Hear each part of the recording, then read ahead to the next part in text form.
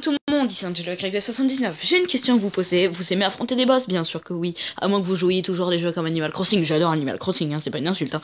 Mais si vous aimez, est-ce que vous aimez affronter les boss? Mais est-ce que vous aimez affronter les boss très très durs? C'est ça la question. Eh bien, aujourd'hui, je vais vous faire un top 3 des boss les plus puissants de l'univers Nintendo. Ce sont tous les 3 des boss finaux. À part le 3e, je les ai déjà tous faits et j'en ai bavé. On va tout de suite commencer par la 3e place, Psyché Diablique. Alors l'image n'est pas très belle, mais voilà. Psyché Diablique est une entité extrêmement puissante qui est le boss final d'ailleurs de Kirby et le labyrinthe des miroirs.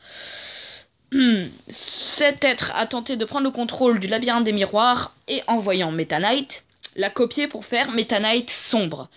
Meta Knight Sombre, c'est celui qui a séparé Kirby en 4, c'est un peu le méchant principal de Kirby le labyrinthe des miroirs. Voilà. À la fin, vous affrontez Créama et Démaniaque qui, en mourant, invoquent Psyché Diablique. Vous l'affrontez 2 fois sous cette forme, puis il prend la forme sphérique, c'est une grosse boule avec un œil, et pour finir, il se transforme en un ange blanc et rouge avec du sang qui sort de l'œil. Ouais, c'est un peu... Mais je sais pas, en fait, ces images ont été très dures à trouver, et elles ont mystérieusement été effacées. Car l'image que vous voyez est la dernière qui n'a pas été effacée. Bon... On va arrêter de traîner sur ce boss et on va passer direct à la 2e place. Dark Gaia. Alors oui, là vous allez me dire, ouais, Sonic, c'est pas un truc Nintendo, c'est créé par Sega, oui, mais ça apparaît dans Smash Bros, ça apparaît dans Mario Sonic aux Jeux Olympiques, ça apparaît dans tout ce genre de trucs, ça a sorti sur leur console, donc je les considère comme la famille, vous voyez quoi. Enfin, la famille Nintendo, hein. Bon, Dark Gaia est le boss final de Sonic Unleashed. Je vous rappelle l'histoire, Eggman fend la planète et au centre il y a une espèce de spectre, Dark Gaia, qui n'a pas retrouvé toute sa puissance. Durant tout le jeu, vous affrontez des monstres des ténèbres de Dark Gaia qui essaient de se réveiller, mais vous devez rassembler les émeraudes du chaos car elles ont perdu leur puissance et retrouver leur puissance dans tous les temples Gaia pour qu'ils se puissent faire enfermer au centre de la Terre. Tout simplement. Dès que vous remettez... En fait, vous devez aller dans chaque continent et poser une émeraude pour qu'elle récupère sa puissance. Dès que dès qu'elle récupère sa puissance, le continent se remet en place. À la fin, Eggman absorbe la puissance de Dark Gaia et crée le robot ultime, Egg Dragon, qui est le combat, pour moi, le meilleur combat de toute l'histoire de Sonic.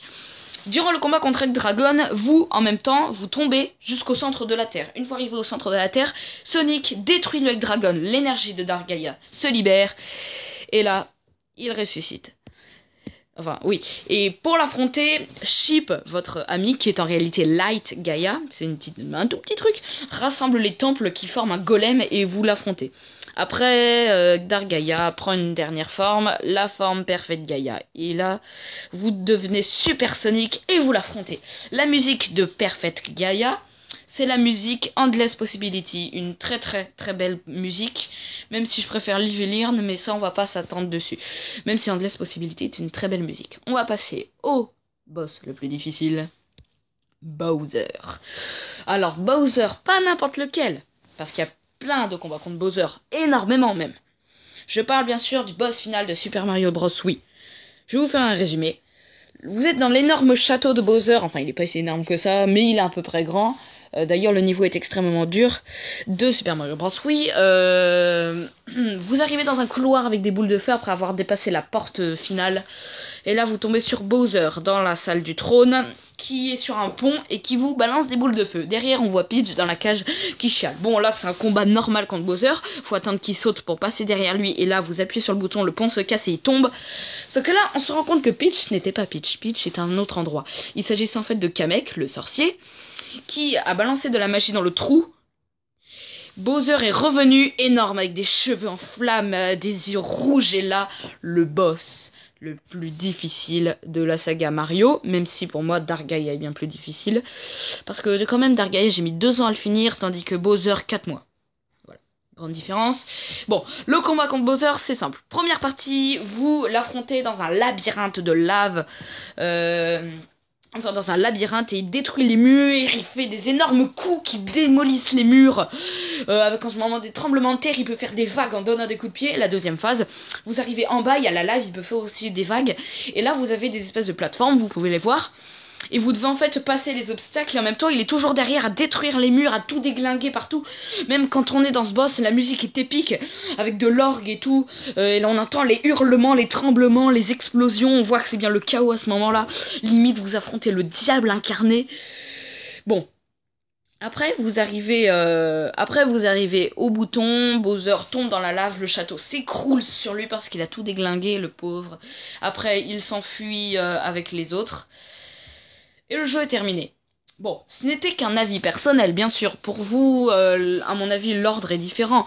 Même surtout un petit Xyrox qui pense surtout que, à mon avis, pour lui, ce boss est en 3e place. Mais moi, j'en ai chié à celui-là. Bon, c'est un avis personnel, je le répète. Ce n'est qu'un avis personnel, c'est un avis personnel, c'est un avis personnel, au cas où vous n'aurez pas compris. Non, parce que j'ai pas envie qu'il y ait dans les commentaires. Ouais, mais Psy, qui est diablique, il est pas dur du tout. Ouais, mais n'empêche, il a 4 phases et elles sont assez saoulantes. Parce que l'âme de Magolor, oui, est dure, mais moins que Psy qui est diablique. Alors, c'est un avis personnel. Bon, j'espère qu'on se reverra bientôt. C'était Angelo YB79. N'hésitez pas à liker, commenter, partager.